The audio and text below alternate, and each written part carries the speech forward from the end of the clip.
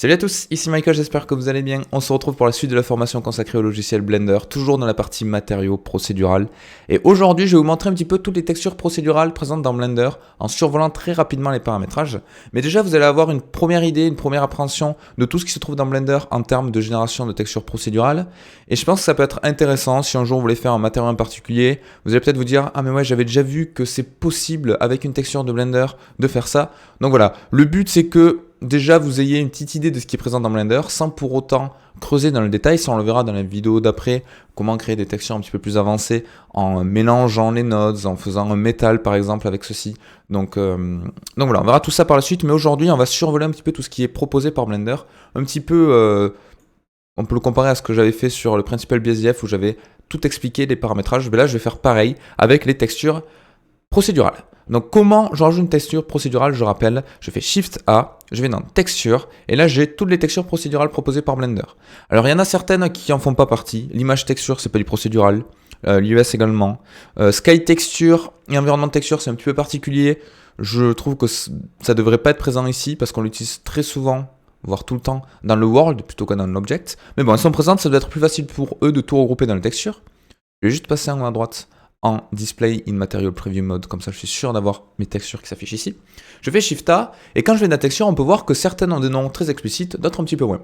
Donc brique texture, ben là, logiquement, on pourrait s'attendre à une node qui va nous générer une texture de brique, checker, donc une sorte de quadrillage, etc., etc. On a des algorithmes assez connus qu'on retrouve souvent comme le Voronoi, qui est assez connu en 3D, qu'on va beaucoup utiliser en fonction des matériaux que l'on veut faire. On va les voir tous un petit peu petit à petit. Donc d'abord le brique texture. Hop là, je clique et je le rajoute ici. On voit qu'on a pas mal de paramétrages. Vous remarquez que si par exemple je rajoute le second, le checker texture, on en a beaucoup moins. Donc en fait, en fonction de l'algorithme, vous allez avoir plus de paramétrages et du coup plus de possibilités avec votre texture. Alors c'est pas parce qu'il y a moins de paramétrages que la texture procédurale n'est pas intéressante. Ça n'a rien à voir. Parce qu'on va pouvoir les mélanger, on verra tout ça dans les vidéos précédentes, pour obtenir des résultats assez sympas. Donc le brick texture, on a d'abord deux sorties, une color et un factor. Le factor, souvent ça va être l'équivalent de noir et blanc du color, des fois ça va être une valeur un petit peu différente, donc ça on va pas s'y attarder aujourd'hui. Quand on devra utiliser le factor ou le color, je vous expliquerai un petit peu la différence, mais sachez que le factor ça va être du noir et blanc, et le color on est sur du RGB. En entrée on a également pas mal de choses, on a le vector qui nous indique comment projeter notre texture, donc par défaut, avec le procédural, on est en generated, donc c'est très bien. Generated object, bon bref, c'est la même chose pour vous. Sachez que par défaut, il ne prend pas les UV. Si vous voulez vous baser sur des UV, il va falloir l'indiquer à Blender. Mais nous, aujourd'hui, on ne va pas s'y attarder.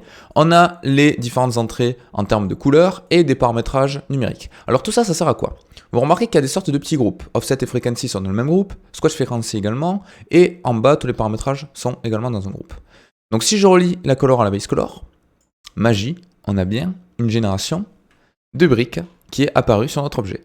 Donc ça déjà c'est pas mal, parce que ça nous évite d'aller chercher sur internet une texture de brique qui est seamless. En plus, l'avantage du procédural c'est qu'il n'y a pas de perte de qualité. Vous allez voir tout à l'heure quand je vais changer l'échelle, on peut vraiment la moduler comme on souhaite. On n'a pas de souci à ce niveau-là, parce que c'est un algorithme qui va générer la texture comme je l'ai expliqué dans la vidéo précédente, sur la différence entre le procédural et une texture à bitmap classique.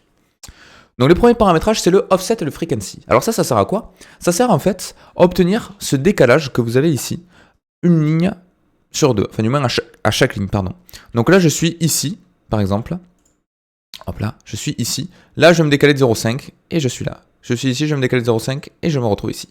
Cette sorte de décalage, ce qu'on appelle un offset en anglais, c'est bien indiqué par ça, et selon une fréquence de 2, donc ça veut dire que toutes les lignes, en fait, on va avoir en décalage, une ligne sur deux. Alors comment ça se passe? L'offset, je peux le toucher en temps réel. C'est-à-dire que si je suis à 0,5, ça veut dire que ma brique du dessous va vraiment couper à la moitié de celle du dessus. Vous voyez, là, elle me coupe bien à 0,5.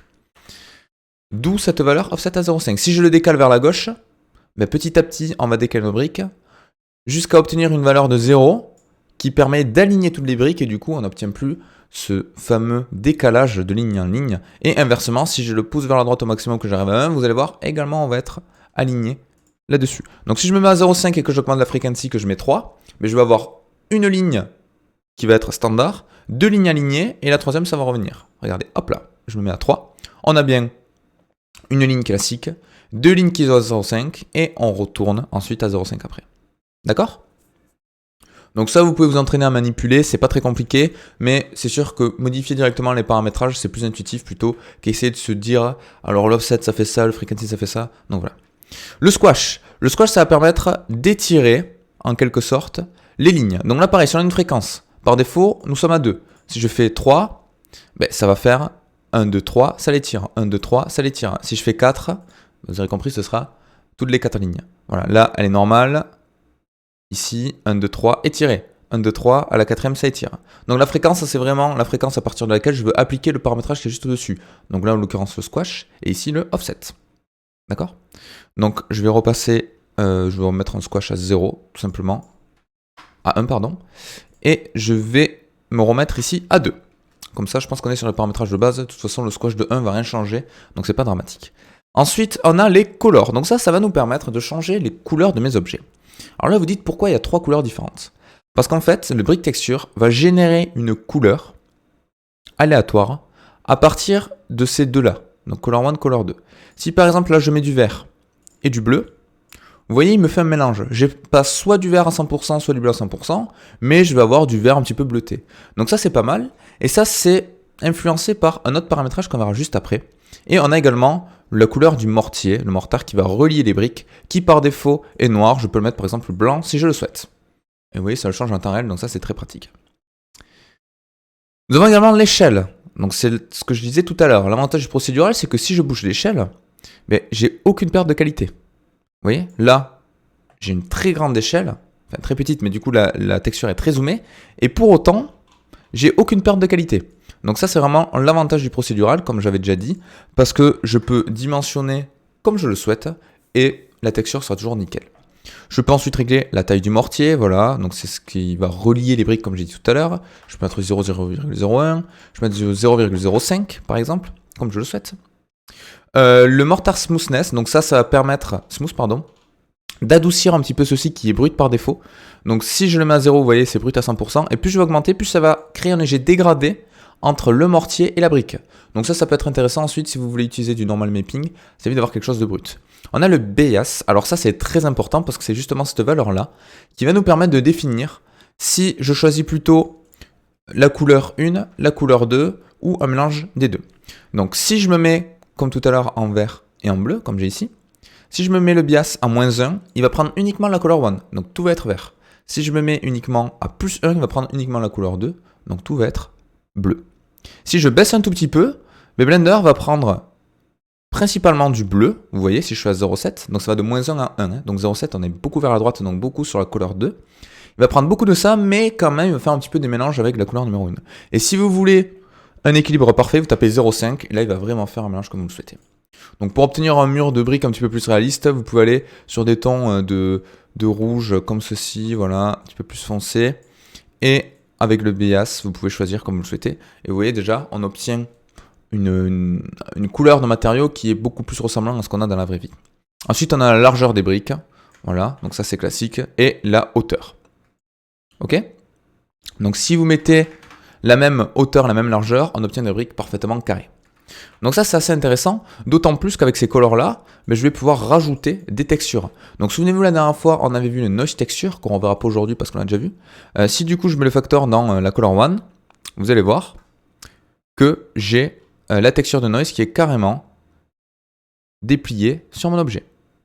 Donc ça peut être assez intéressant. Je peux le mettre dans le mortier également. Ça se verra peut-être un petit peu moins parce qu'on est sur les rainures qui relient mon objet. Mais du coup, c'est assez souple parce que je peux vraiment créer plein de textures procédurales, les relier entre elles et obtenir des choses vraiment sympas. Donc ça, c'était pour le brick texture. Je me suis attardé un petit peu plus longtemps. Comparé aux autres, je pense qu'on abordera plus vite. Mais je la trouve importante parce qu'il y a pas mal de paramétrages et elle est assez intéressante, je trouve, à utiliser dans les projets. Donc maintenant, si je fais Shift A, que je vais dans Texture, on a le Checker Texture. Donc celui-là est beaucoup plus simple. Vous avez comme d'habitude le Color Factor. Je vais relier la Base Color ici. Et là, ça me crée un quadrillage. Donc j'ai Color 1, Color 2. Vous aurez compris, Color 1, c'est la couleur d'un carré. Et la Color 2, c'est la couleur des autres carrés, donc 1 sur 2. Comme d'habitude, l'échelle qu'on peut rapprocher à du vectoriel parce qu'on n'a pas de perte de qualité. Et ça, pour obtenir par exemple très vite un échiquier ou autre, je baisse la roughness. Vous voyez, on obtient des choses très rapidement et de manière assez simple. Et là, c'est exactement pareil. je peux toujours dans texture rajouter par exemple un noise texture comme on a fait tout à l'heure, le mettre dans la color one et vous allez voir, je vais augmenter un petit peu la roughness, vous allez voir que dans la color one normalement je devrais avoir, si je touche l'échelle, voilà, mon noise qui apparaît. Donc après, la seule limite du procédural, c'est votre imagination. Hein. Une fois que vous allez comprendre vraiment le fonctionnement de toutes les nodes, c'est pour ça que je trouve important de toutes vous les regrouper aujourd'hui, mais vous allez pouvoir mélanger tout ceci pour obtenir ce que vous souhaitez. Donc ça, c'était pour le checker texture.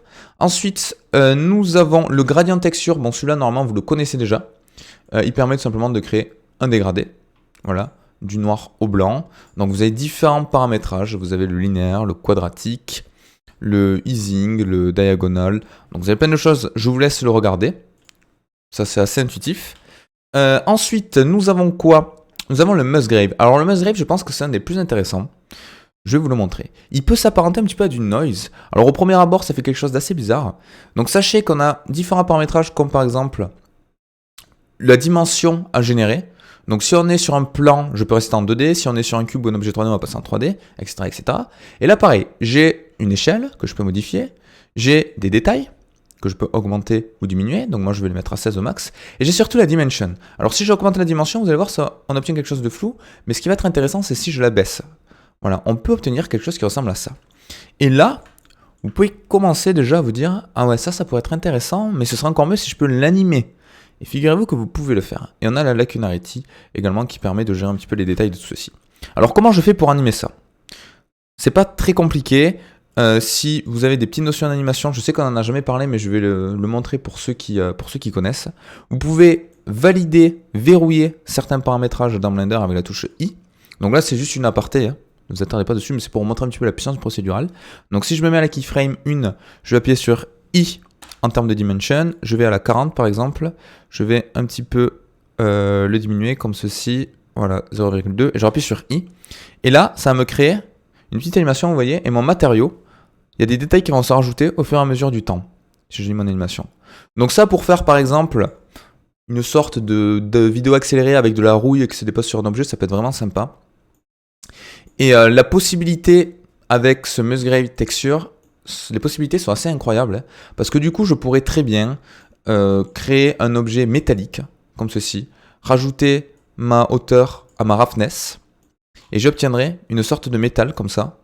Je sais pas si ça se voit très bien sur la vidéo, si ça se voit, nickel. Une sorte de métal avec des zones un petit peu plus rouillées, un petit peu tachées. Et donc ça, c'est vraiment très intéressant. Donc on verra une vidéo, je pense, où je rappellerai un petit peu ça plus lentement, hein. Comment relier à la roughness, comment paramétrer tout ça, pour obtenir soit une vitre avec des égratignures dessus, soit un métal qui n'est pas parfait, vous voyez, comme ceci. Et du coup, on peut obtenir des choses assez bien et très rapides avec une seule texture de type Musgrave. D'accord? Donc ça, c'était pour le Musgrave. Donc je vais remettre la roughness à 0,5 et le métallique à 0. Donc ensuite, on a bientôt fait le tour. Mais bon, au moins ça vous permet de découvrir un petit peu tout ce qui est présent. On a le Noise Texture que je ne présente pas parce qu'on l'a déjà vu la dernière fois, qui permet de générer du bruit sur notre matériau avec différents paramétrages. Voilà. On a également le Voronoi Texture. Alors le Voronoi, il est assez intéressant. On l'utilise des fois pour des reflets dans l'eau. Vous voyez, on peut obtenir ceci. Et ce côté un petit peu aléatoire de la géométrie, il est défini justement par la randomness. Alors si je suis à 1, vous voyez que les lignes, par exemple cette courbe-là, hop là, pardon. Cette courbe-là, vous voyez, elle n'est pas du tout alignée. C'est vraiment des formes très aléatoires, si je suis le pattern. La randomness permet d'enlever ce côté aléatoire, comme le nom l'indique. Donc si je le mets à 0, on a une sorte de grille à 100%. On a l'échelle, comme d'habitude.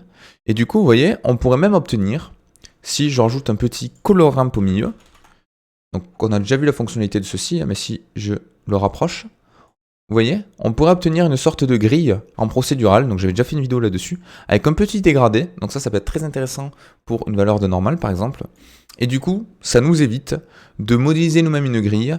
Si je relie, je pourrais très bien relier ça à l'alpha, et en activant la transparence ensuite dans Eevee par exemple, je pourrais très bien avoir quelque chose, hop là, qui ressemble à ceci.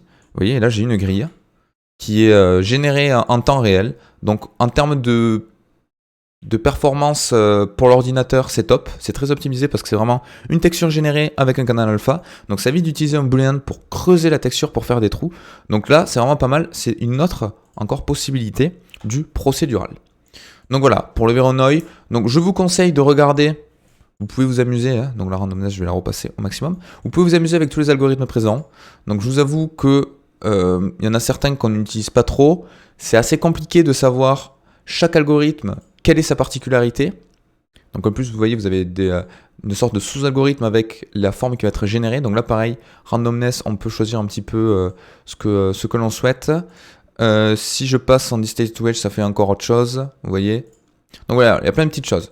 Donc ça par exemple, quand vous voulez passer, vous pouvez vous dire, ah ouais, le jour où je veux faire de la céramique ou autre, ou une sorte de pot avec un pattern assez bizarre dessus, ou des sortes de vitraux, mais ça peut être intéressant. Donc il faut le garder en mémoire et vous dire, oui, j'étais allé dans le Voronoi, même si vous ne vous souvenez pas que c'était le distance to edge, vous allez un petit peu toucher à tout et vous allez retomber dessus, et petit à petit vous allez apprendre les différentes textures procédurales, et je pense que c'est comme ça qu'il faut procéder. Et ensuite, je pense qu'il ne reste que une ou deux. Ouais, il en reste une. Le white, on ne le verra pas aujourd'hui, c'est le wave texture. Donc celui-là également très intéressant. Hop là, le color, je le mets ici. Ça va nous générer des sortes de vagues. Donc par défaut, elles sont entièrement linéaires. Donc vous pouvez régler différents paramétrages, est-ce que vous voulez plutôt dans un sens, dans l'autre, si vous avez un objet en 3D pour faire des loops. Donc ça, vous pouvez regarder. L'axe dans lequel vous générez, X, Y, Z. Donc là, Z, ça va rien faire vu qu'on est en 2D. Ou diagonale. Donc on va rester en X. Donc là, vous avez également différents patterns que vous pouvez réaliser. Voilà, triangle. Donc ça va être la forme de votre ligne ici. Donc là, ça pourrait faire des sortes de stores. Hein, si vous rajoutez un petit peu de normal mapping, ça éviterait de le modéliser. Donc je vais repasser en sign pour avoir une sorte de dégradé au milieu. Vous avez l'échelle comme d'habitude. Vous avez la distorsion qui va vous permettre un petit peu de le faire tourner de donner un côté aléatoire. Donc c'est ce qu'on appelle la distorsion. Hein. On a les détails. Donc les détails à 0, on a quelque chose de très flou, et plus je vais l'augmenter, et plus ça va rajouter une sorte de noise autour, de dégradé un petit peu aléatoire qui est assez sympa. Donc vous remarquez également qu'entre les différentes textures procédurales, il y a certaines valeurs qui reviennent. Le scale, on l'a quasiment à chaque fois, les details également. Alors detail scale, là c'est carrément l'échelle du détail, donc on peut aller encore plus loin, vous voyez. Et là on commence déjà à obtenir quelque chose qui peut être intéressant pour, je sais pas, pour faire des sortes de briques, ou il y a plein de matériaux qu'on peut faire avec ça. De la faïence ou plein d'autres choses. Le détail roughness, donc là pareil ça va être la roughness du détail qu'on rajoute autour, et le phase offset qui permet, vous voyez, de faire avancer notre texture. Donc ça pareil, on pourrait l'animer pour obtenir quelque chose qui est vraiment sympa. Donc si je remets les paramétrages par défaut, voilà, vous pouvez vous amuser un petit peu avec tout ça. Donc je vais supprimer la note et en rajouter une autre, pour vous remontrer un petit peu comment ça fonctionne. Vous pouvez toucher un petit peu à tout, et de toute façon c'est en touchant avec les paramétrages, en faisant des erreurs, que vous allez vous dire « Ah mais oui, ça en fait ça pourrait être super intéressant si un jour je veux faire tel ou tel type d'objet. » Donc je sais que par exemple j'ai déjà utilisé la distorsion, celle-ci, voilà, en mettant les détails au minimum, pour obtenir des formes assez géométriques, vous voyez, et assez sympa, avec une color ramp, pour obtenir, voilà, pour obtenir des choses vraiment cool. Vous voyez, vous pouvez animer ça, et ça peut faire des animations assez propres et assez sympas, je trouve. Toujours avec la force du procédural. Donc le procédural, vous voyez, je peux zoomer, je peux changer l'échelle. Il n'y a pas de souci à ce niveau-là. Donc voilà, on a fait le tour des textures procédurales. J'espère que vous avez appris des choses. Donc n'hésitez pas à chercher un petit peu, à fouiller, hein, parce que c'est vrai que je ne peux pas vous présenter tous les paramétrages de tous les nodes, sinon la vidéo durerait 1 heure. En tout cas, j'espère que ça vous aura plu. Et on se retrouve très vite pour la suite de la formation, où on va carrément appliquer un petit peu tout ça qui était théorique, hein, on a vu rapidement, où on va générer par exemple une texture de métal avec de la rouille dessus, parce qu'on avait déjà fait l'or dans une autre vidéo, donc on fera du métal assez classique. Je vais vous montrer également comment mélanger toutes ces nodes pour obtenir un rendu un petit peu plus poussé. Donc on verra tout ça dans la suite de la formation. Allez, à la prochaine, ciao.